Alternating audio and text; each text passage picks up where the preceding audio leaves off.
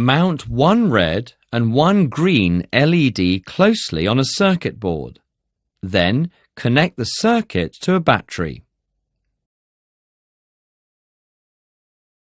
Measure the distance between the LEDs. Now mount the circuit board on a wall. Then stand back to a distance of about 1 meter from the circuit board. You should be able to distinguish the red and the green lights clearly.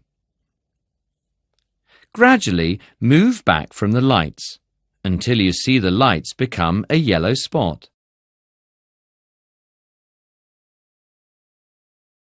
Now you are no longer able to resolve the two lights separately. Note this distance of the eyes from the lights and find out the resolving power of your eyes in terms of angular resolution.